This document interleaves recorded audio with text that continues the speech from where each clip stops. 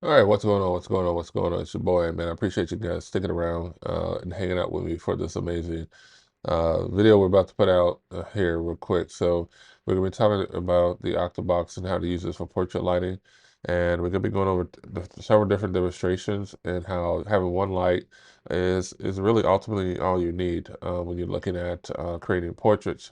Uh, we're gonna be using, like I said, in the previous video. We're gonna be using a negative field, so I want darkness on one side, light on the other side, and we're gonna be looking at a darker background and also a darker tabletop that we have as well. So without further ado, man, let's get into it, man. Let's get into it.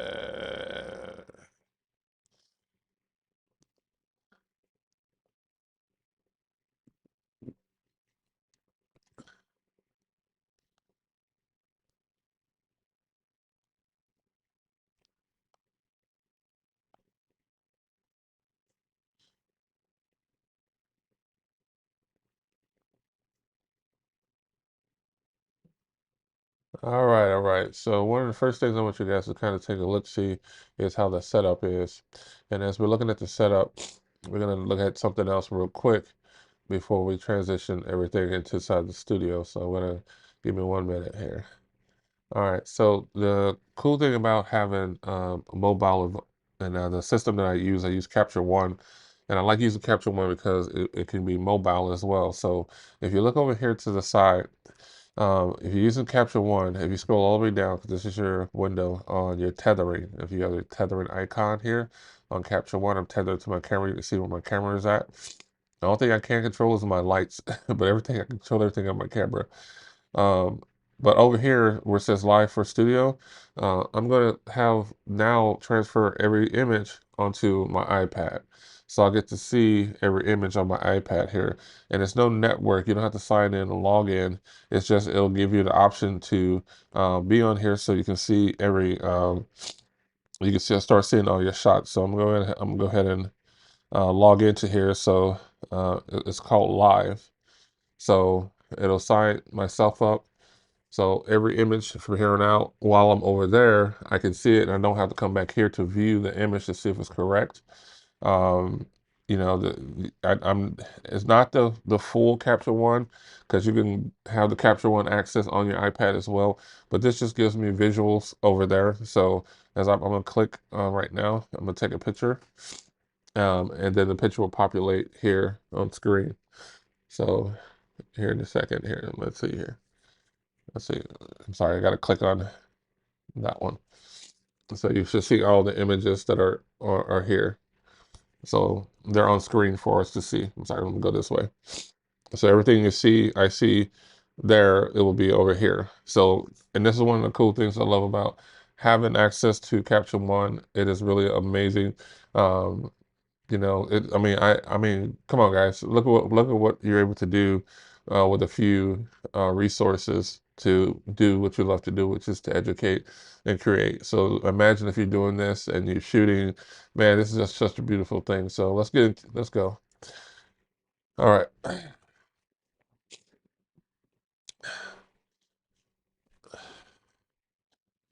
I don't want the iPad all in the pictures, but I want to be able to see how the light is. So I'm gonna keep you on this side right here, so I can see, and I can be here to see how this goes. So this is the first light series. In other videos that you guys may have seen from me, I always try to feather the light across me. It should operate pretty much the same as we're looking. So, but I'm gonna check and see. Since this is my main light, I'm gonna I'm gonna kind of have my body towards this way, but I'm have my shoulders and hand closer to going forward in that, and I can lean into it as well to kind of see how that looks. Again, I haven't done any pre-shots, so I don't know what's actually happening, but other than the focal point, that doesn't look bad right now. Um, it actually kind of looks kind of pretty cool. Let me see if I can get my focal point. Right. Let me see. I know I put my focal point right in the middle. So that's a little better. So that's pretty cool. So you see, you can see all you can see the images here. I can see them on here, so I don't have to run over there to check on there. But um, I know for me, for this information, I would like to see. I don't know if I can see my information on the shot for here, but I could just start to look and see like some things I know I want to change. I think it's on to. It may be on a filter thing as well because this is very sharp. I probably something I didn't change in there. So a little bit, it's a little bit um, contrasty right now, which I'm not mad at, but it looks kind of pretty cool. So I'm gonna kind of go have my eye leaned in just a little bit. I'm gonna bring myself back just a little bit and see what that looks like. Okay. And then I'm gonna come up and check the settings because I don't know what they look like. Yeah, that looks really good. I say that's a focal point. So my focal point is just maybe just too low on some of my camera. It's probably hitting my shirt instead of my nose, but I'm gonna go check.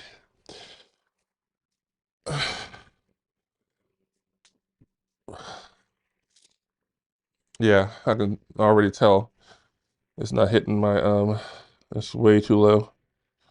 Oh, I'm gonna turn this around. It's a tad bit too low. So it's not bad. It's not bad. But I think I'm on a setting. Let me go ahead and um I guarantee I'm on some type of style or adjustment.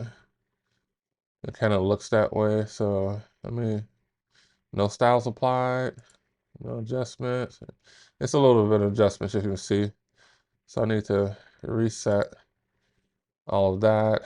So I need to reset this whole, there it is. Okay, that looks better. I was like, I knew it was something that was kind of kooky that was going on. It's like it had its own little life for a minute. You know, it's not bad. You know, it's a cool looking picture, but that's not what I want you guys to see. I want you to see the real, where the real light comes in. So, um, I like that. You can see the light fall off over here. The colors and the tones inside the shot. So it's not bad. It's not really a bad shot. I mean, I love the table, the way the table is too. I have a little bit of you know, anything you put forward of the camera when you have a smaller, I think I'm at a 35 focal length. So when you have that, it kind of makes anything up in front of the camera a little bit bigger. So you want to watch for that with your clients. So try to keep that even as possible. I went back and so I would have to bring my body up towards the hand to kind of even it out. And so my hand doesn't look this huge because that's why this table's looking huger. This tabletop's looking a lot bigger than me, which that's what I want. So because when I crop it in itself, which I'm gonna go ahead and do now, uh, I'm able to kind of make it my own. Oh my gosh, my mouse is losing its battery now. Y'all getting all my truths today. So do an unconstrained look at that right there. Okay, so we'll just kind of be in this box for all the other pictures in itself. I will, let me see, do we got a good style we can work with? Let's see here. Let's do, I don't want to do black and white. So yeah, these styles are pretty crazy. I don't want to go too far. I'm just gonna leave it as is. And I'll do a card uh, for white balance. So this is straight on the camera, how it looks. Where in the heck is my card? It should not be far. You shouldn't be far from me. Alright. Where's my color grading card should never be too far from me. But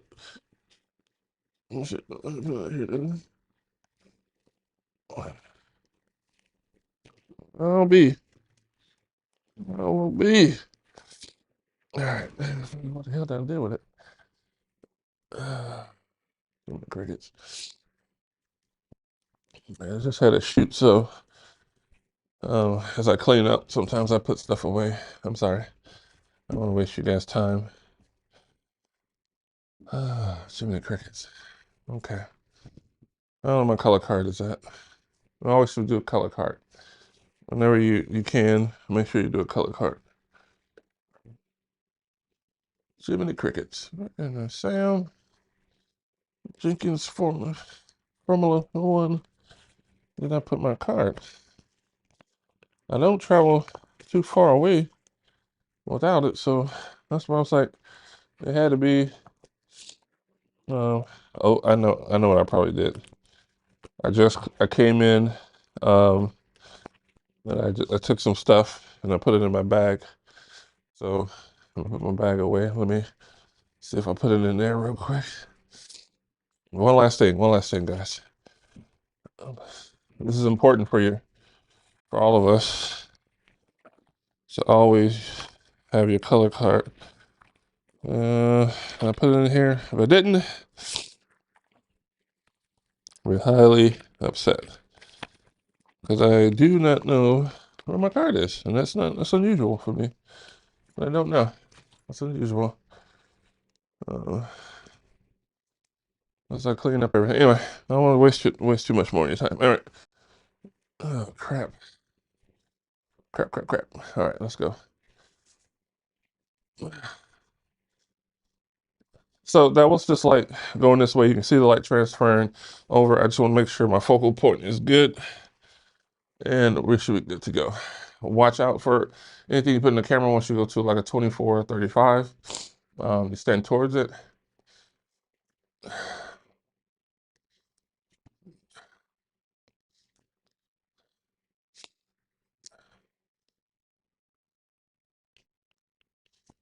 Okay. I think just seeing each one of these, I like the way they're looking. I like the way the light is going across me, and I'm using this huge OCTABOX to kind of give me that light.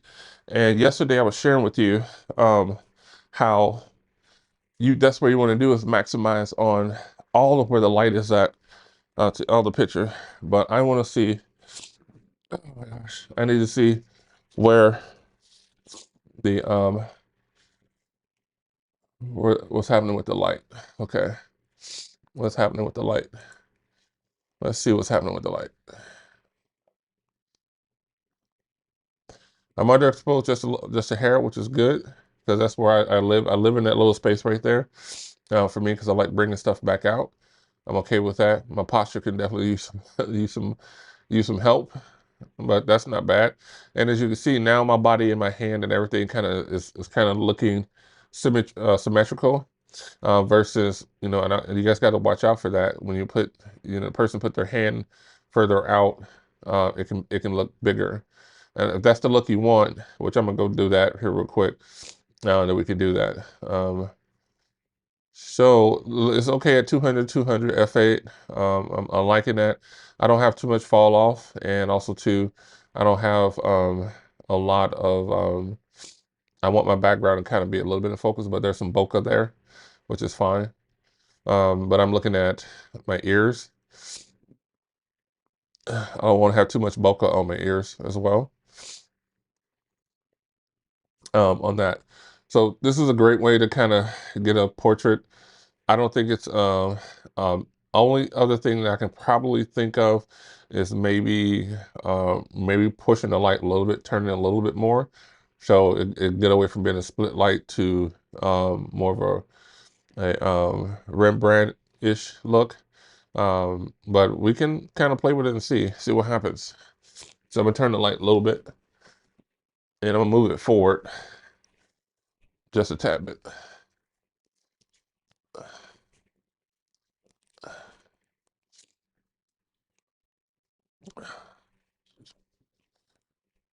And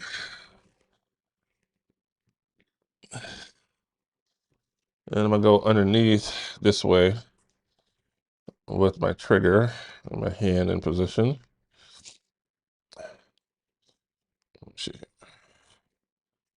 So I can bring my hands out like so. You can kind of see, the camera can see there.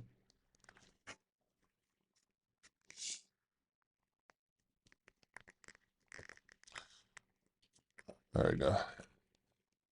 You guys can see my hands on this shot is a little bit bigger, okay? But since I pushed myself a little bit ahead with it, it kind of became, it became pretty even. But if I push myself back, you can see in this shot here, I'm pretty sure my hands look a lot bigger than my body on that. So just be mindful of that when you're doing stuff like that. Um, you know, even them out. So that way, if you're gonna do that, have them lean in to your shot, and then you can have a great look at that. And I love this fact too, because this is getting very dramatic, very good looks and things like that. And since this is my light in itself, I'm gonna go ahead and make sure I play towards it as well.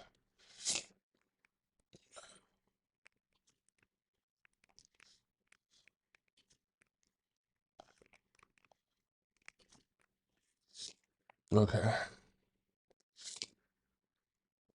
And these are not bad. Again, I have a hat on and everything, and I'm creating this extra drama by having a hat on and having a different look on there. So that's, again, I just moved it up a little bit ways. It gets a little bit more light on my front part of it. I turned it just a tad bit away, so my back is a little bit more denser and looking, but you still got that good separation on there as well from one side to another. Now, that's on that side. What happens if I want to change the light? What if I wanted more light on here and I want to get some bounce back? So let's see here.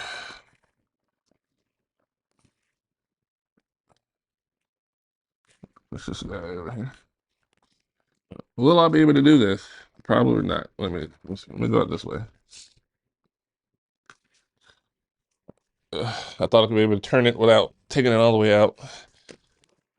My math wasn't mathing.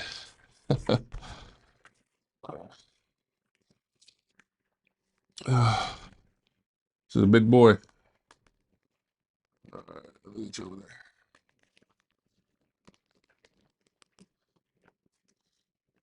All right. Now we're going to counter what we just did by adding more light. All right. So we're going to counter what we're doing by adding light to the shot and making sure that we can have a, we'll see what that information gives us. Wow.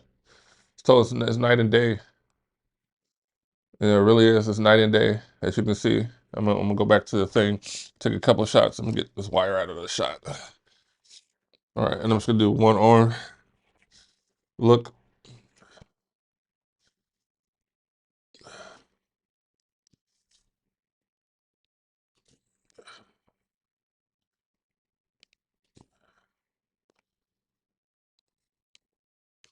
Okay.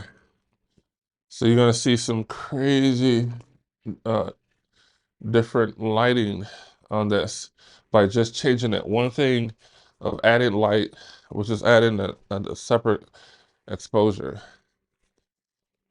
Uh, another light source, which is a bounce card. Am I wrong, people? Look at that. Oh my gosh. Look at that. All right. So you tell me, how how does this feel for you um, as you're looking through each one of these images and you're seeing, you know, just by transitioning one little element, which is the negative field to a positive field, how you could take the same shot and you didn't change anything else. I didn't change any light. I didn't change the direction of the light. All I did was add in a little bit of extra bounce to give me some character to it. Now I can change this any way I want. I got the bounce card pretty close. I can push the bounce card further away so it can still give me some light, but it won't be lighting up everything. Uh, you know, to other people say, you may say, I don't like this because it took the background, it lit up the background too much. There's so many different ways you can kind of take a look-see at this. And myself, I just know for me, you know, just different things I would do to kind of mess around with it. And you may not like it. You can always kind of, um, you know, just work with what you like. I can do a linear grade there and go down to start linear mask and go down and kind of change the lighting on the table. As you can see, I can do that. So I don't have to worry about that. And I'll do another layer. And I can take the layer here, same thing, make another linear. Is this kind of cheating? Yeah, it is. I'm not gonna lie, it's you're cheating a little bit. And I'm gonna take some of these highlights down. I don't like them highlights in there too much. Give my edge light there. Then I can make another mask. I can come over here, draw a radial mask. Uh, and everything that's outside the mat, everything that's in red, you know, is what it is. So then I hit copy. So everything I do with this one, apply.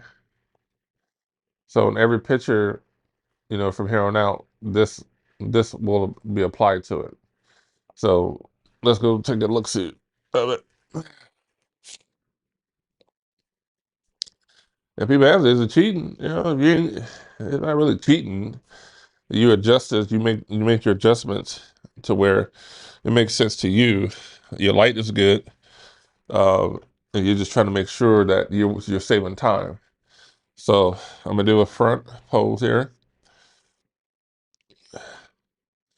Down, do my drama.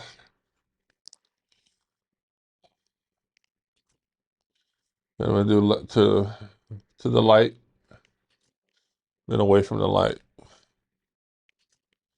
Okay. I can take a look see over here to see what that looks like. And it should have done all of the scenarios should have taken place. I'm not seeing them take place in here. Oh, okay, there. All right, there. That was a couple frames too early. Yeah, all the things happening, you can tell because my table is a lot lighter. I mean, a lot darker. So I created some. Yeah, it's pretty cool. It's pretty cool.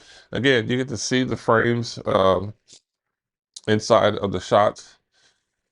Your clients can as well. So this is caption one. You guys can see the shots as they come out, and I really think that's pretty cool. Um,